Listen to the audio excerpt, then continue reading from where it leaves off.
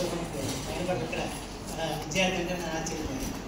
ఎందుకంటే వాళ్ళకి తెలియక తెలిసిన దాన్ని మెరుగుదిద్దుకోవాల్సిన అవసరం. ఇంకా తెలుసుకోవాలనుకున్నవాడే గొప్పవాడు. ఇప్పుడు నిరంతర విద్యార్థిగా ఎవరు ఉంటారో వాళ్ళే విశిష్టమైన స్థాయికి చేరుకోగలుగుతారు. అలాంటి చాలామంది పెద్దలు దీంట్లో చేరి ఈ ఛాయాచిత్రకళను క్షుణ్ణంగా అభ్యసించే ప్రయత్నం చేయడం చాలా ఆనందదాయక విషయం. వాళ్ళ ఛాయాచిత్రకళ ఎలా ఆవిర్భవించింది, ఏ ఏ పరిణామాలు జరిగాయి, దానికి ఎవరు కారకులు అన్న చాలా చక్కగా అక్కడ ప్రదర్శనలు ఉంచారు. అలా చిన్నప్పుడు పెద్ద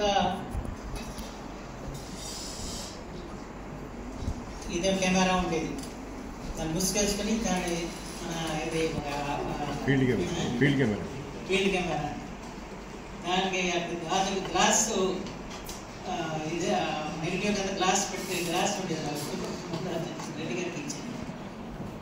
సహజంగా గ్రూప్ ఫోటోలు అంటే అవే చేసేవాళ్ళు. అందుకంటే అప్పలాగా ఉంటారు ఫోటోగ్రాఫర్లు అవి చేస్తూ ఉంటారు.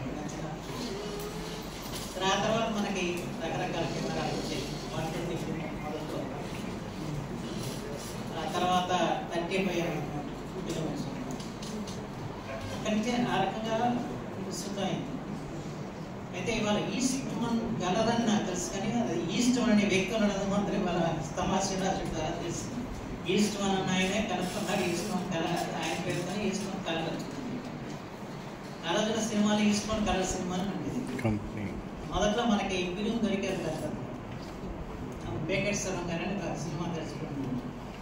ఆయన ఈ ఫిలింలో ఉన్న దాన్ని ఇచ్చి మాకు ఇస్తూ ఉంటాడు. ఆయన తీసిన ఫోటోలు తీస్తూ ఉంటాడు. అంటే మామూలుగా సినిమా ఫిల్మ్ని మనం ఉపయోగించేవాళ్ళం ఫోటోగ్రఫీ.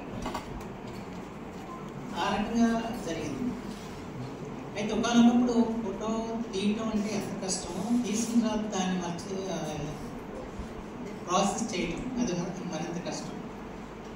దాన్ని నాకు బాగా తెలుసు. చిన్నప్పుడు ఏదైనా కార్యక్రమం జరిగినప్పుడు మా నాన్నగారికి సంబంధించిన సందర్భాలు ఏదైనా గ్రామం వస్తువులు అయితే జరుగుతుంది, ఏదైనా పత్రికలు పంపాలనుకోండి, వెంటనే ఇచ్చేవాళ్ళు ఫోటోగ్రాఫర్.